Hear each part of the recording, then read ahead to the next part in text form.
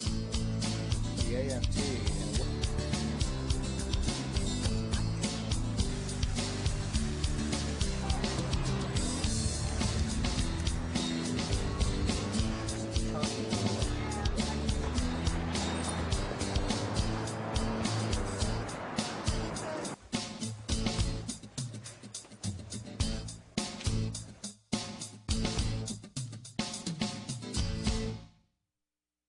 Welcome to Brian Lehrer Live. We're here live Wednesday nights at 7:30. Tonight, we'll look at plans for the new Moynihan Station to replace Penn Station, wait till you see them, and plans for new Brooklyn Bridge Park, or should we say Brooklyn Bridge apartment complex, taking up most of the park. And we'll tackle the issue of racism at the World Cup soccer tournament, which opens in Germany on Friday. First, Moynihan Station and Brooklyn Bridge Park. Joining me now are Randy Plemel, creator of the photo blog known as GrubbyKid.com. He's also an architect's apprentice, and Matthew Shuerman, commercial real estate and economic development reporter for the New York Observer. He has an article in today's Observer about Moynihan Station. Matt, Randy, welcome to the program. Thanks a lot for joining us. Matthew, before we go into the visuals, let's start with an opinion so widely shared, it's a fact. The current Penn Station is ugly and uncomfortable. Why is the greatest city in the world saddled with the ungreatest train station in the world? That went back to a decision in 1962 by the railroad company to demolish the once elegant Penn Station and put it underground. And ever since then, we've had to live with it. Randy, that old Penn Station was before my time. It's before my time, but definitely. You're an architect's apprentice, and it is said to have been much nicer. Are you familiar with the design? Yes, it was built by McKim, Mead & White. It was a turn of the century. It was a great soaring structure based on the baths of Caracalla, I believe, and had a open, great skylight to all the way down to the tracks, so that when you descend and ascend to the city, it was the gateway to the city for most of the U.S. at that time. So either of you know the history of the politics? How did we give up the good for the bad? That I'm not really sure. My understanding was that it was a way for the New York Central Railroad to make some money by selling the air rights and allowing a arena to come above it. Money changed hands and everybody else had to put up with it, right? Exactly. All right, so in April, the Empire State Development Corporation unveiled plans, the latest set of plans for a new Penn Station to be called Moynihan Station after the late Senator Daniel Patrick Moynihan. He got money flowing into the city to get this done. We're going to put up some slides, first slides that the EDC itself released of prospective plans. We're looking at the first one right now. Now, this is from the top, and I guess this is the view of what we'd be starting with, Randy. This is today, Madison Square Garden. Madison Square Garden on the and right. the Farley Post Office Station. The big post office. And then the 34th Western Annex to the west of it. And so that's toward 9th Avenue there to the left. So that's today. That's what we have now. Yes, that is today. That's an aerial of today. So that whole area is what would be redesigned from scratch if the planners get their way. Yes, the various different plans that are floating around is that the Farley Post Office would be the space that you would enter in the current tenants, which would be New Jersey Transit, and then the Western Annex would be a retail big box, they call it merchandise mart, of around 85,000 square feet. So the actual train station is not a big component. It's around 20%. And then, of course, we have the existing Madison Square Garden to the east. And we'll talk about some of the politics here of what to do with Madison Square Garden, how much of the post office facade, that beautiful old building, to leave. We have some slides of renderings of what all of this might look like. So let's put up the first one right now from the Empire State Development Corporation. And Randy, I'll stay with you. What are we looking at? This is actually the intermodal hallway. This goes between 31st Street, I believe, and 33rd Street, and this bisects the original Farley Post Office Street and the Western Annex. Looks kind of like a European Yes, gallery, it's definitely an old shed, and this was actually one of the previous designs by David Child's SOM. it actually was where the potato chip lived, where instead of this simple barrel vault, there was this kind of potato chip-like structure that actually bisected the building. And that of course, was engineered out both to save money, also for the developers to get around $100 million, excuse me, in tax credits for keeping the historical nature of the building. Same David Childs involved with World Trade Center development. Exactly, and Columbus Circle. Right. So he's definitely a mover and shaker. Oh, that Time Warner Center at Columbus Circle. Wow. Exactly. Okay, Matt, let's go to the next slide, and you walk us through this one a little bit. I guess this is an aerial view. Right, and 8th Avenue is up front, and the front part of that, the first courtyard, is the train station. And they're saying that this will be sort of like Grand Central Station. There will be ticket windows and such for the trains, New Jersey Transit primarily, and then an arcade of shops, and as you see, a skylight as well. Right, and so I guess what we're looking at kind of at the bottom there is the columns from the post office on 34th Street. Exactly. So that would be retained, and you would walk in through there, but the inside of it would be gutted, and you'd wind up with that big skylight. It looks like two areas of skylight separated by wall. Is that right? Right, and the second one there, the narrower one, is the intermodal hall that Randy just mentioned. And that we were just looking at, and Right. you can see if you look closely, viewers, that what would you call it? Kind of an arc of glass on top. Yeah. Looks kind of dangerous, not terrorist proof. To have a, I mean, Penn Station is one of the most well-defended places in the city, one of the places that people worry about the most, and we're going to enclose the whole beautiful new train station in glass? Well, Any thoughts? it's always a cost-benefit analysis on how much you really let or give in to any sort of danger. And the architects, their very first two ideas is to defend the public safety and welfare of the public. And so in this case, they wouldn't design anything that they would think would endanger that. And in fact, the city and the state wouldn't let them do that. But in this case, it's, as you can see from the image, it's a strikingly different version of what's there today. Okay, the third image is, Matthew, I'll go back to you here. What are we looking at? Are we under that intermodal hallway glass dome again? This looks like the main train hall, actually. So this is that first one. Right, right. And as you saw from the very first slide, the post office currently has this courtyard inside of it. So all that would be happening would be that that courtyard would be put under glass. It's beautiful to look at it this way. It's almost a mix of old and new. It almost looks like European courtyard in its shape and design, and with the older looking buildings and then the striking new glass on top. And I guess with all the light that would be coming in, that'll be a much more pleasant place to wait for a train than the current Penn Station, Long Island Railroad waiting room, or Amtrak waiting room, or New Jersey Transit, right? Definitely, and as David Childs likes to say, in Grand Central, you look up and you see stars painted on the ceiling, but in this case, you look up and you actually will see the actual stars. And in fact, it kind of looks like, almost reminds me of the Wallman skating rink. Or is it Wallman? The one at, that's Central Park, right? The one at Rockefeller Center is what I'm thinking of.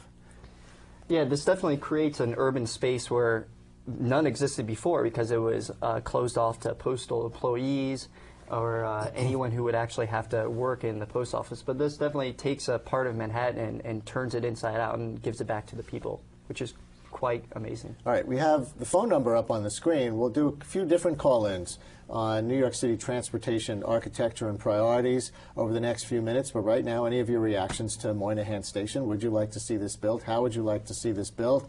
We'll get into some of the politics of what to do with Madison Square Garden and how powerful the owners of Madison Square Garden might be in influencing this. Remember, they had a lot to do with killing the West Side Stadium with all the money that they spent on lobbyists and TV commercials and all of that. But you see the number on your screen, I think, 212-251-0801, 251-0801. And Mark in Manhattan, welcome to the program. You're on the air. How are you doing today? Hi. Yeah, I was calling to basically confirm the fact that I believe the World Trade Center has already been rebuilt. I mean, I think the new Time Warner building on the Upper West Side of Columbus Circle would be that building. I mean, if I recall correctly, the FBI is also stationed in that building as well. In the Time Warner Center? Yes, it was in the Time Warner Center, correct. Okay, so I'm sorry, your point is? Well, my point is basically saying that all of the hoopla that's going into the rebuilding of the World Trade Center downtown, I think that is it's a major smokescreen. I believe that the building has already really been built. And I believe that the Time Warner building is the new World Trade Center. Well, except that that's the Time Warner Center, and they're figuring out what to do with the Ground Zero or World Trade Center space. They have to do something with it. But let's go on to another call, and it is Barbara, also in Manhattan. Hi, you're on the air, Barbara. Oh, yes. I basically have some questions. One, where's the Long Island Railroad going to be? It's going to be right with New Jersey Transit, because I'm thinking of pedestrian traffic and congestion. And also, what's going to happen with the post office, and what does the United States have to say about it? Matt, good questions. Okay, Definitely. I'll listen off the phone. Thank you very much. The post office was, as I understand, the state's toughest client to date, negotiating with them and convincing them to first lease the post office and then and now actually sell it and move and consolidate their offices. But basically, the post office operations that are there are pretty small, and they'll be consolidated into one portion of the building, depending on the configuration. I should say, if the Madison Square Garden Arena does actually move to the rear end of Farley, which we'll get to apparently, the post office would actually have to find another place to move, presumably to the Morgan post office, which is I think 31st and further west, to put it that way. And that would become the new 24-hour Manhattan post office. Presumably, yes. Long Island Railroad is a good question also. There is a little bit of money put forward that would build a tunnel basically from Moynihan to Long Island Railroad, but Long Island Railroad itself would stay where it is. Chuck in Chelsea works in the Farley post office. Do I have that right, Chuck?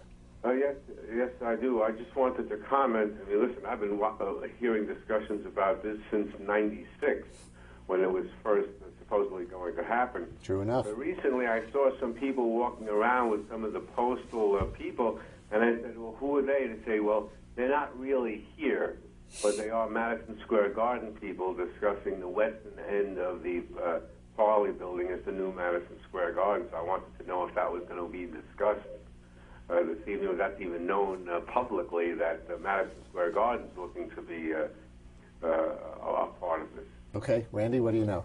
What we know is basically from reports that there is an ongoing conversation between all parties about moving Madison Square Garden to the western annex, not above the Farley Station, the original McKinley-Dwight, but to the western edge at 9th Avenue. To my knowledge, that negotiation is still ongoing. Now, to his first point, Matthew, I thought this station was kind of a done deal years ago. It was Moynihan's last gift to the city. He got the funding from Congress to begin it. President Clinton signed off on it on behalf of the federal government. Then President Bush signed off on it on behalf of the federal government. Schumer's for it, Clinton's for it. Everybody says yes, yes, yes, yes, yes. But here we are 10 years later still talking about what if and what if and what if. Why? Exactly. Well, basically, Brian, the idea of turning the post office into the train station has remained constant, but who's in charge and what train is going to be there keeps changing. At first, it was going to be Amtrak until Amtrak hit financial troubles, and then it was going to be taken over by a private developer from Texas, and then September 11th happened. The Texas developer backed out of its deal. They opened it up, the competition up for a private partner again, and the winners of that competition were announced a year ago. And then more recently, the developers and the Empire State Development Corporation hammered out a deal with New Jersey Transit. So now the primary train client is going to be New Jersey Transit. And New York Magazine puts it this way. Moynihan Station is the middle child of New York City development projects. Ground Zero, which will always claim the greatest emotional attachment, is the firstborn. The West Side Stadium, which can do no wrong in the eyes of its indulgent parents, is the favored baby of the family. Moynihan Station, earnestly playing by the rules, reluctant to complain, has been rewarded for its obedience by being ignored. Sound about right? It sounds about right. It's kind of a hot potato that's been moved around, and I think that's a very apt description that everyone's kind of looking to see who will take the lead, and the changing of the tenants has been one of the large problems from my point of view. I think that's going to change. I think that New York Magazine article was accurate when it came out. Which was about a year ago. But it's changing, and the reason why it's changing is that the city and the state have very different priorities for the station right now. Basically, the state, which has been the lead agency, the Empire State Development Corporation, chaired by Charlie Gargano, has been the lead agency. They want to get a shovel in the ground or a jackhammer going by the end of the year. And they've been the ones that have been fighting this for 8 years, 10 years now. While the city looks at this alternative deal with the Madison Square Garden moving and sees something that will have a much broader ramifications. But you know, our memories are short here in the news media. It was just last month that Eliot Spitzer came out with his preferred list of transportation priorities, and since he's the presumptive next governor, according to the media, let's hope there's actually a media debate between him and his Republican opponent, but he put it out this way. Spitzer said his top three transportation project priorities are the first segment of the 2nd Avenue subway, followed by connecting the Long Island Railroad to Grand Central, and then replacing the Tappan Zee Bridge. And he went on to talk about other big projects on the New York planning scene that he's still interested in, but less so. He supports the extension of the No. 7 subway line to the far west side of Manhattan, but he said the funding was the city's responsibility, not the state's. And talking about the Long Island Railroad link to lower Manhattan, and the long-discussed freight rail tunnel, Spitzer's position was essentially, let's finish the environmental studies, that as told by a transportation group on its website, the Tri-State Transportation Campaign. But Matt, nowhere in all of that is any mention of Moynihan Station in, I guess, his top 6. I don't think that means that Spitzer isn't interested in it. I think that he was viewing transportation perhaps a little narrowly, and in some ways this is a capital building project, a real estate project. The transportation changes are really going to be happening from New Jersey Transit's side. Eventually they will bring over 2 new tubes under the river, and those tubes will bring commuters to about 34th Street.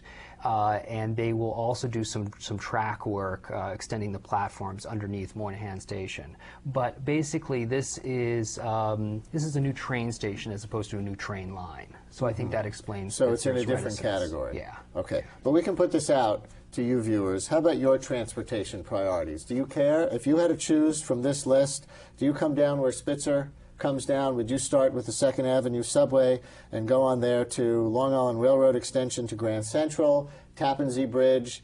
People probably watching in the 5 boroughs don't care about the Tappan Zee Bridge, but you know, he's going to be the governor. Long Island Railroad, No. 7 line extension to the far west side, Long Island Railroad link to the World Trade Center area, the freight tunnel that Mayor Giuliani was so hot on and Congressman Nadler so hot on. What are your transportation priorities for New York, since money is finite and need is infinite? 212-251-0801, 212-251-0801. Now let's go back to some visuals, and this time we're going to go to things from your website. Mm-hmm. So why don't you set up for us what we're about to see? Well, okay. And I guess we'll put the first one up, right? Okay. Is it up? This is a montage of the different images from the McKim, Mead, and White original Penn Station, and on the left-hand side, on the bottom is a postcard from that era, and On the right is a photograph from the Library of Congress of the train shed. So that's what the outside of the old Penn Station, pre-1960 Penn Station looked like? Yes, yes it is. How about that? And how similar, in a way, to the outside of the post office? Exactly. It was done by the same architect within, the same period of years. And they were right across the street from each other. And as you can see on the right-hand image, the light just is infusing the main walkway. So that is not the design for the new. That's a rendition of.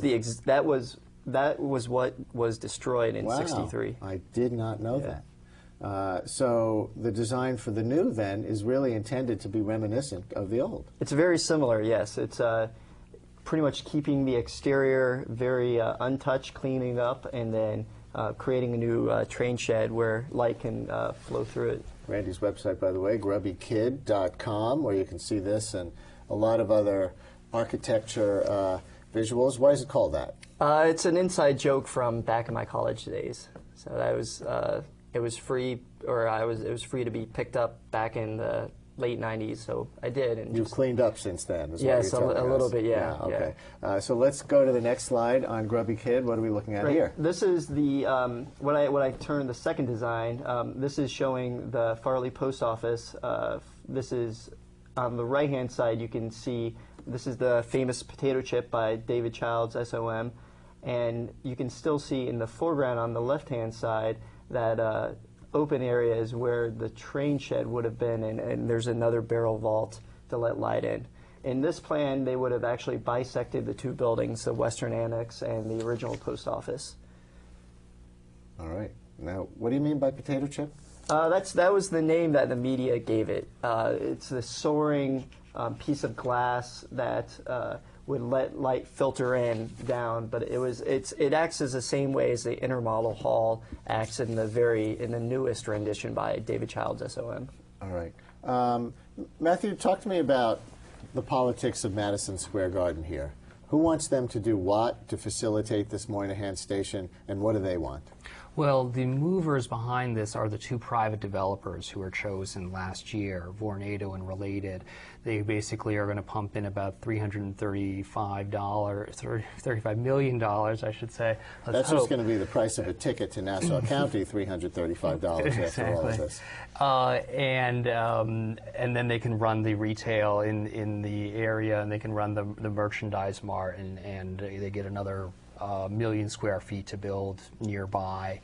And what's going to happen if the garden works out, these two real estate companies have been basically negotiating with Madison Square Garden, Cablevision, which owns Madison Square Garden, namely the Dolan family, to convince them to move to the back of Moynihan Station, that Western Annex that we saw, and then on that super block to the east of 8th Avenue there, where the arena is now, and on top of the present Penn Station, that's where they would build another 3 office towers, 3 or 4. And they would also renovate and redo and bring above ground Penn Station as well, the old Penn Station, the subterranean one, and they would also include skylights in that design. I read that the Dolans, who own the garden, as you say, want the property tax exemption that they have now to move with them, but the city says that's a non-starter. What can you tell me about that situation? Right. Bloomberg, from the get-go, wanted to end corporate welfare, so I think he is very reluctant about extending this tell George Steinbrenner that. This eternal, there are some exceptions, I'm sure fiscal watchdogs would point out, but it's basically an eternal tax exemption that the Dolans have. And of course, what with the resistance Cablevision gave to the West Side Stadium proposal, I'm sure they're not willing to relax that bit.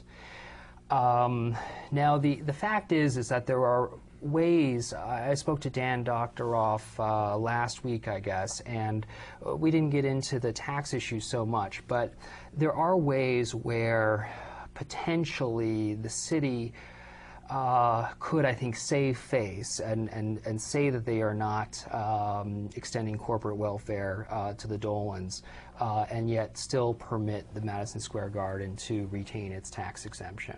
Interesting. You familiar with this situation? Yes, just from your reporting and just some scuttlebutt on the internet. But it seems like there should be a compromise, because as the potential upside to the public in terms of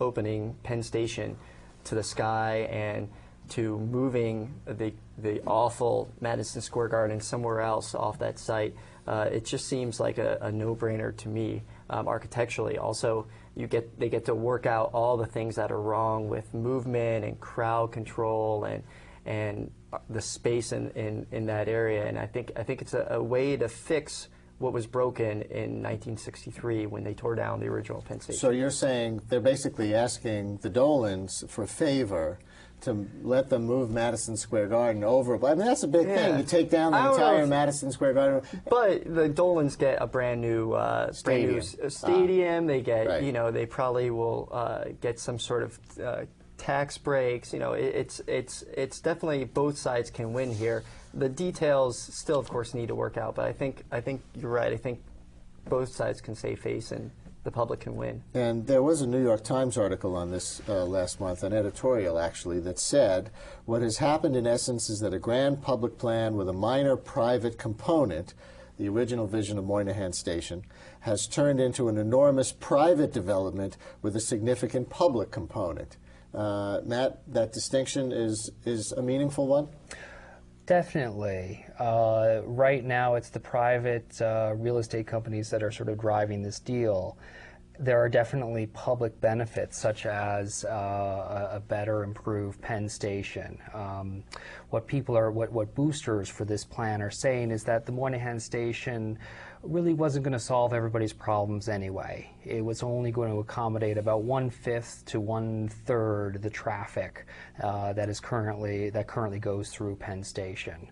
And it would never help with Long Island Railroad commuters. It wouldn't connect very easily to 7th Avenue except via Penn Station. Let's take another look at a rendering. This is another one from grubbykid.com. So once again, Randy, what's this on your site? Well, this was an interesting turn of events, because in I guess the 7/19/2005, the project left David Child's SOM and was reborn by HOK in New York and Jamie Carpenter Design, keeping most of the same elements. You see on the right the train shed with this time an undulating roof. The potato chip by David Child is gone, but there's some sort of intermodal skylight there in the center. But what's interesting about this is the backstory. I kind of want to know why exactly they switched, and then less than a year later it went back to David Child's SOM. I think that right there is an interesting backstory that I don't think we're going to hear, but it's kind of an interesting side note to the whole process. Right, how architects get chosen. Exactly, and David Child's SOM is very interesting. That they're very much on the ascension with, like we talked about, World Trade Center and Time Warner Center. So they've shown that they can, really produce these large projects and get them done. All right, new topic: Brooklyn Bridge Park, which sounds like a great idea, except the heart of the plan is no longer a park, from what I've been reading, but a building. Matthew, you want to start on this one? Well, I've read a lot about this, and I've written a little bit about it, and I have to say that the argument behind putting housing there, I think on the order of 5 buildings total, is that the rents from those buildings will generate enough money to maintain the park in perpetuity. And we all know how much our parks need money for maintenance. Is that what it takes to maintain a park these days? Put a big apartment building in the middle of it? People were talking about taxing the buildings around Central Park about 125 years ago, believe it or not. But not putting the buildings in the middle of the park. That's right. Although I'm told by some people that Olmsted would have favored that if that was necessary. What that basically does, in a way, another way of thinking of that is that you're basically making the park smaller than it would have been anyway.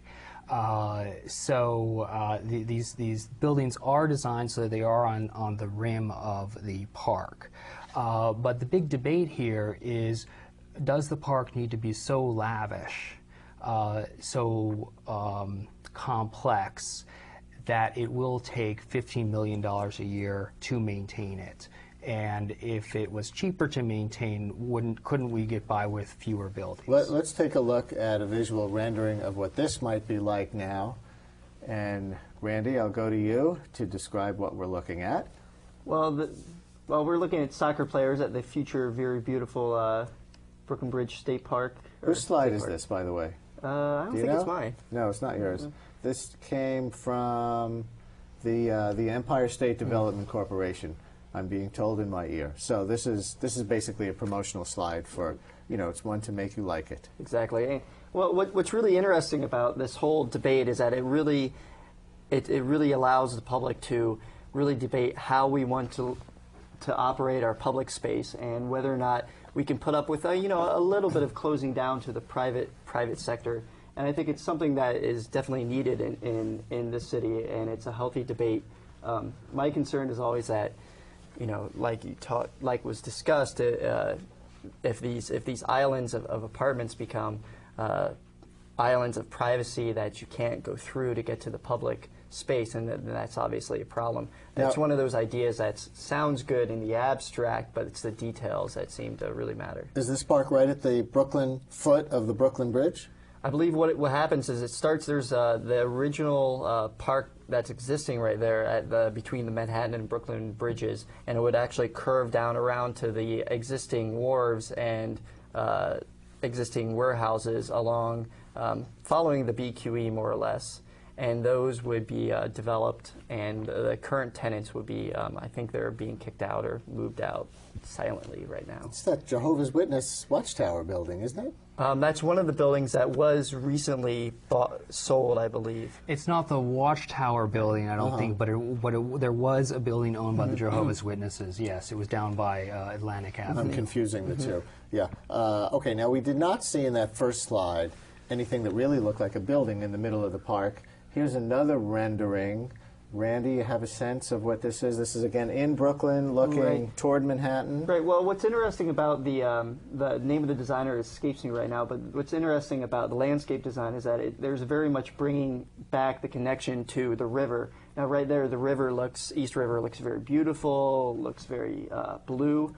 But I think this definitely, the supporters are looking at this as the first step in beautifying the stretch of the river that has been neglected and used to be just wharves and sort of industrial area. So there's a mixed use of both on land and I believe kayaking has been proposed, that you can kayak off. And I have to say, from this rendering, it looks extremely attractive. It reminds me a little bit of the kind of, near the World Financial Center in Lower Manhattan. A lot of which is very nice, but it almost looks like this walkway along the water is perpendicular to the part that would be the most green in the park, which is behind it. Yeah?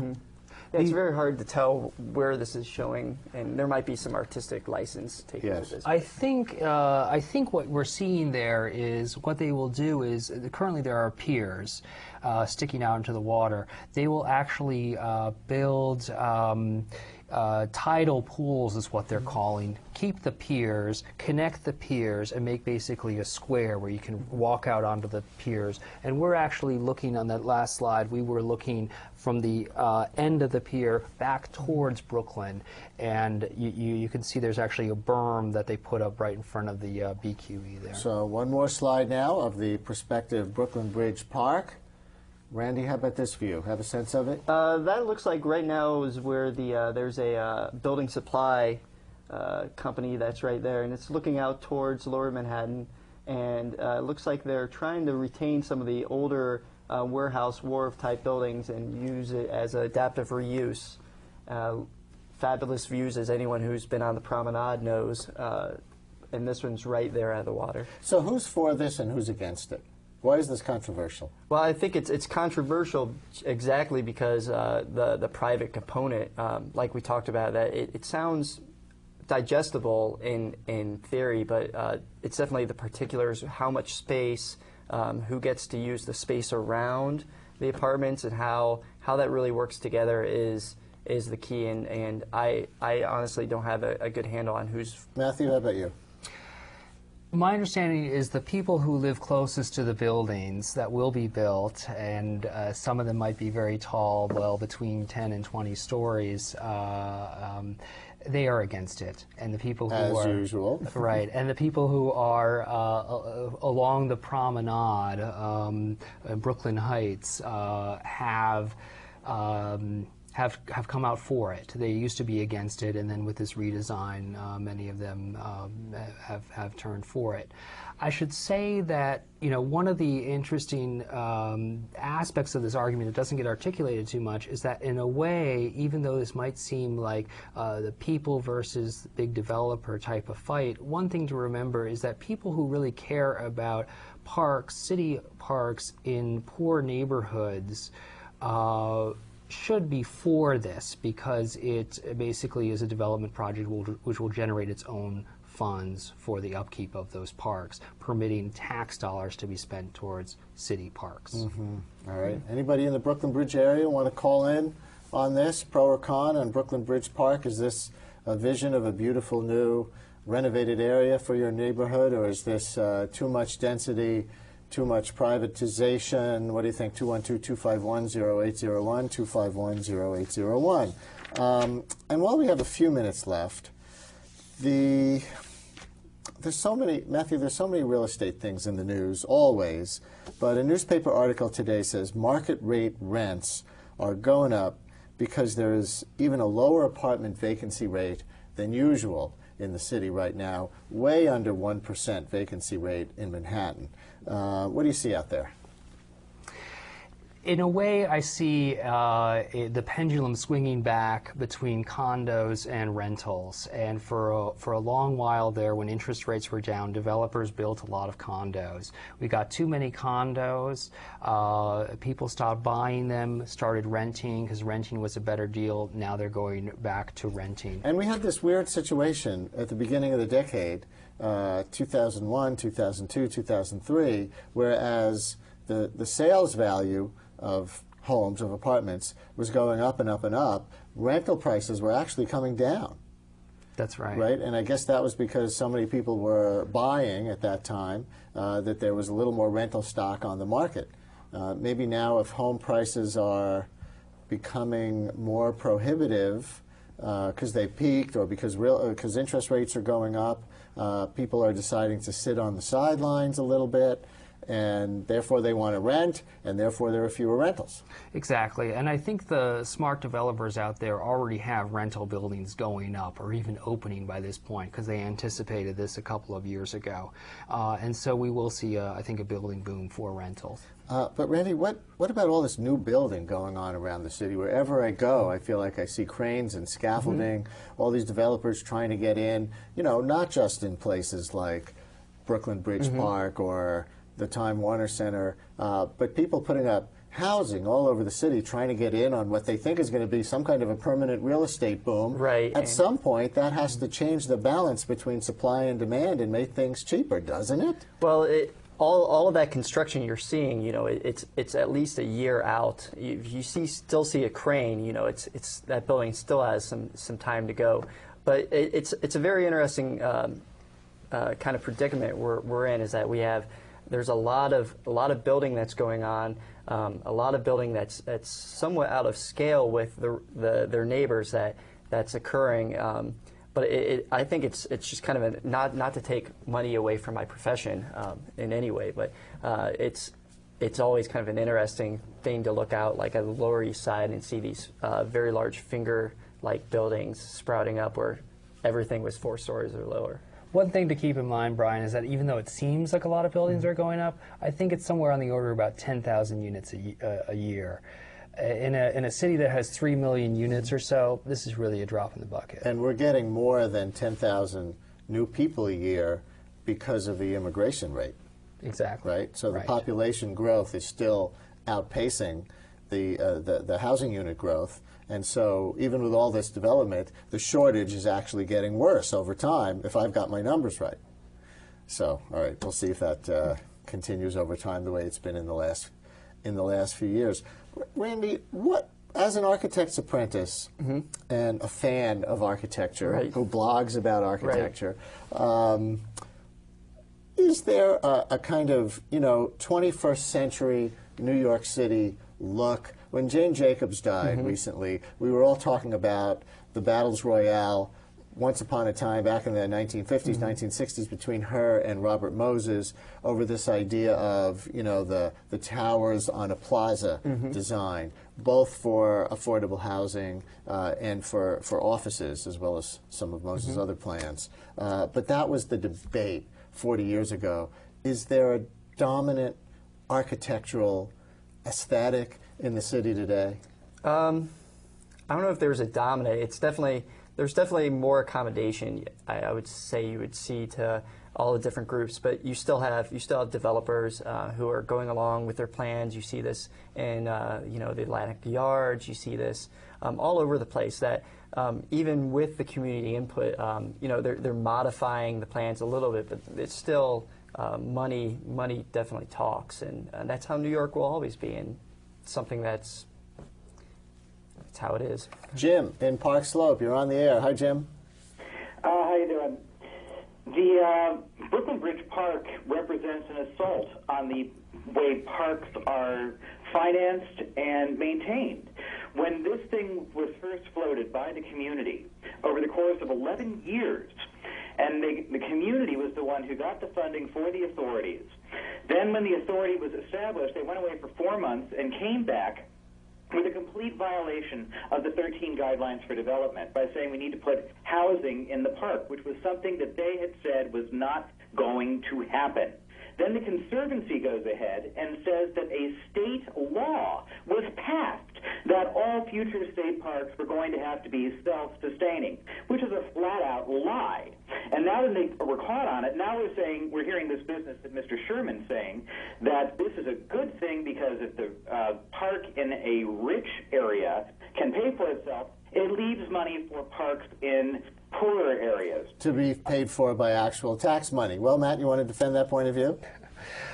Well, I think it's the real question is who's in charge of which parks, and here you have a city and state, sort of a joint city-state park. Where is that money going to come from? Assuming that you want a park there, it's either going to come from the city taxpayers or the state taxpayers, or by basically raising money through concessions or through development fees, as this one proposes to do. I'm not defending the idea because it is premised on the idea that we need a park there. There may be other uses for it. But I would like to stress that while a lot of liberals see this as a fight between developers and the people, if you're going to build a park there, you've got to get your money from somewhere, and this actually takes it off the city tax rolls. This debate is not over. Matt, Randy, this has been fun. Thank you both very much for coming in tonight. Coming up next, discouraging racism at the World Cup soccer tournament, which begins in Germany on Friday. We're going to see some interesting video produced by Nike trying to discourage expressions of racism in Europe next week. Stay tuned. This is Brian Lehrer Live.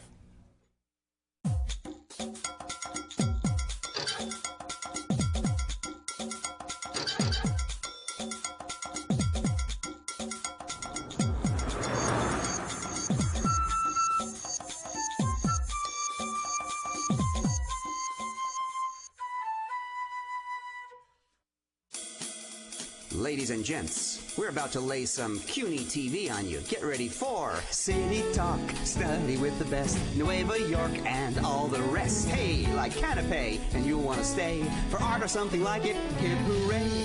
Urban Agenda. Yeah, Brian Lehrer live. Italics for my paisanos on Channel 75. Whoa, swinging guys and swinging chicks. City Cinematheque has great foreign flicks. Lifelong learning for you and me. CUNY Television, it's diversity TV. Ring-a-ding-ding. Yeah.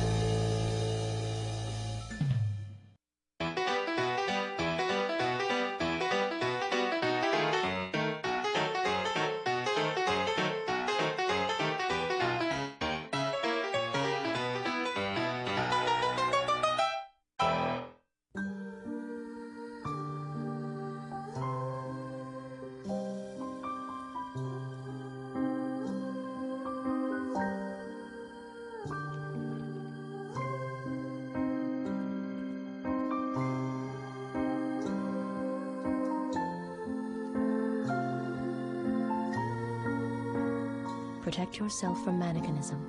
Volunteer. Vote. Stay informed. It's easy to get involved.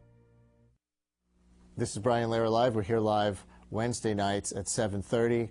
On Friday, this year's World Cup soccer tournament, you know, it only happens every 4 years, begins this year in Germany. And there's a lot of concern this year that there's going to be racism expressed against some of the players. And this is fan-on-player racism. This is player-on-player racism. This is even coach-on-player racism. There's been an instance of what was apparently unintentional racism on the part of the Spanish soccer team's coach, but trying to motivate an ethnic gypsy on the Spanish national soccer team by telling him, "You're better than that black guy." And he said, "I was just trying to motivate the gypsy." Well, how do you think that felt to the black players? And this is apparently being directed increasingly in parts of Europe at East Europeans who are trying to emigrate more to Western Europe and are in some circles very reviled. There is a neo-Nazi movement in Germany still, and they're responsible for some of this.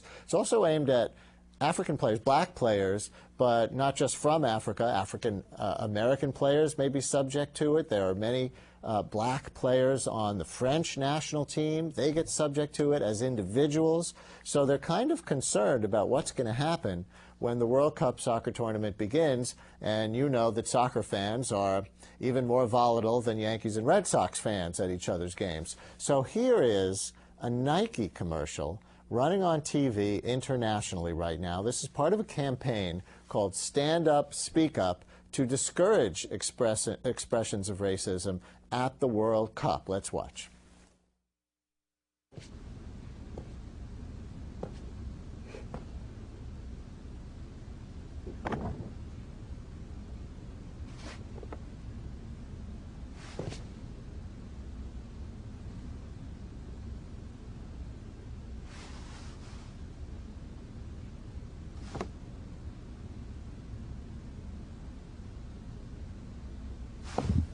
Stand up. Speak up. All right, we saw half Ronaldo in there. Ronaldinho, you might have recognized him. And this is running, Nike participating in that campaign. And it's going to be interesting and maybe a little scary to see what happens. Hopefully nothing, and it's going to turn out to be a lot of media hype by people like me, but also by campaigners who are being contributed to by Nike around Europe on this issue. I wonder if there are any viewers out there right now who are soccer fans. We have just a few minutes for this. If anyone can do it, to call up and talk to the rest of the Americans in the audience about why to like soccer. Because, you know, Americans aren't only ignorant of soccer for the most part, many of them are actually downright hostile to soccer. So if anybody wants to call up and tell your fellow Americans how to watch the World Cup soccer tournament, do it right now at our phone number 212-251-0801, 212-251-0801. Staying on the topic of the potential racism during the games, here now is a Reuters television news report on some of the concerns they have in Germany about racism at the World Cup. Let's watch this. The number of neo-Nazis in Germany is on the increase. Last year, more than 1 in 20 young men voted for a far-right party. Police fear they may try and hijack the World Cup. There is considerable danger from members of the right-wing extremist scene who have large amounts of weapons, ammunition and explosives. These skinheads do not carry out their attacks, which are mostly aimed at foreigners, with a terrorist goal in mind. They are filled with hate. There have been several serious attacks on people of foreign appearance in recent weeks, particularly in East Germany, where there were few foreigners before the fall of communism in 1989. We will not tolerate any form of violence, xenophobia and extremism. We will make sure there are no no-go areas where foreigners dare not go. There are plenty of people prepared to demonstrate against neo-Nazism, but police still fear the World Cup will provide the perfect opportunity for far-right extremists to spread their propaganda. Sonia Legg, Reuters. And we have a phone call.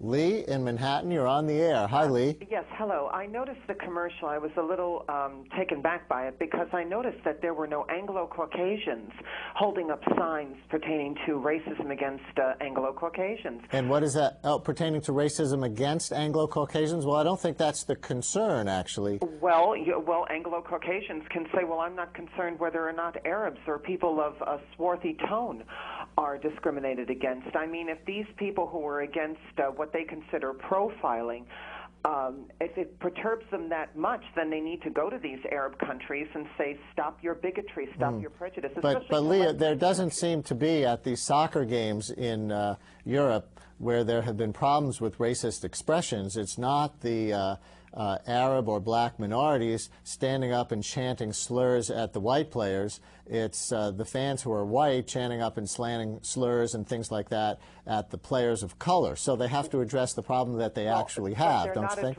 They're not addressing the problems when these Europeans stand up when Americans, whether they be white or black, are playing, and they start to yell down about America.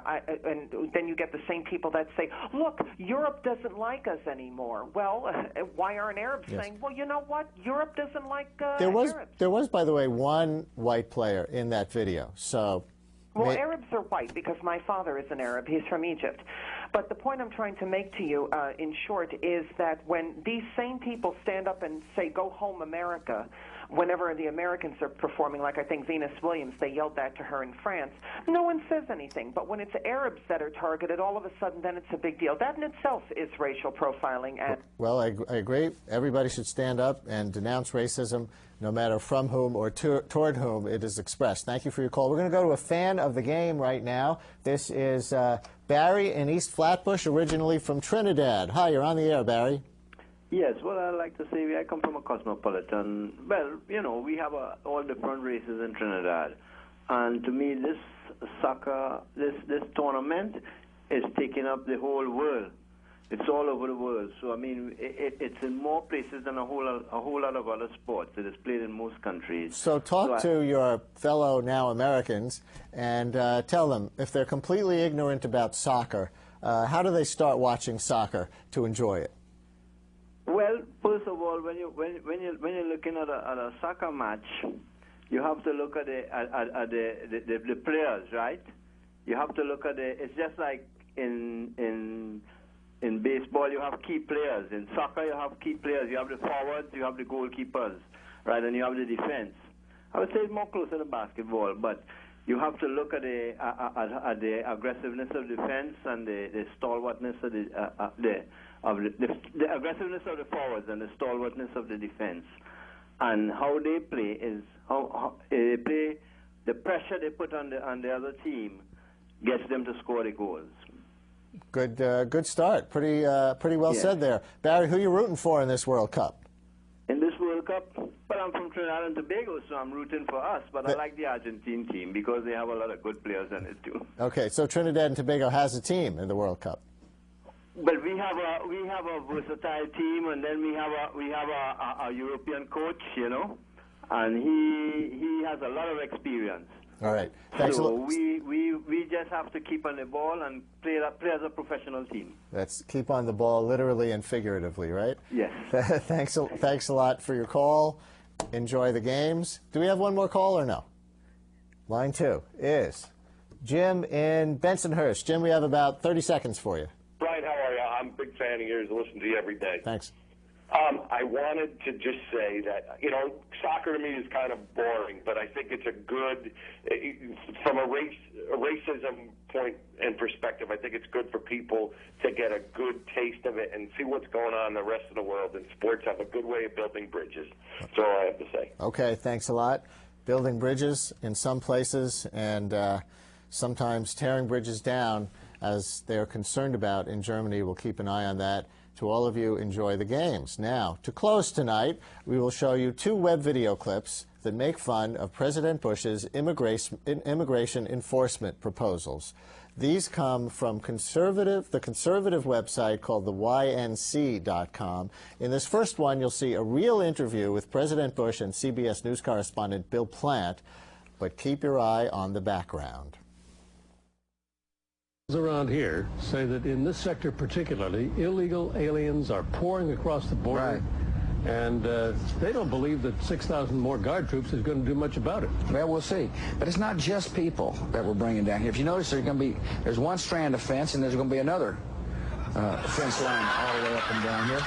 We got lights. We're going to have cameras, infrared, motion detectors. I mean, this is going to be the most technologically advanced border in the world, to enable the Border Patrol to be able to do his job. Okay, one more. Here's President Bush giving his immigration speech at the White House. For decades, the United States has not been in complete control of its borders. As a result, many who want to work in our economy have been able to sneak across our border. And that's it for tonight's show. We are here live Wednesday nights at 7:30, always with some web video to watch. Meanwhile, join me for my daily radio show on WNYC New York Public Radio, weekday mornings at 10. Tomorrow morning, part 2 of our summer immigration series called The Border. That's tomorrow morning at 10 on 93.9 FM and AM 820 WNYC. Have a great night.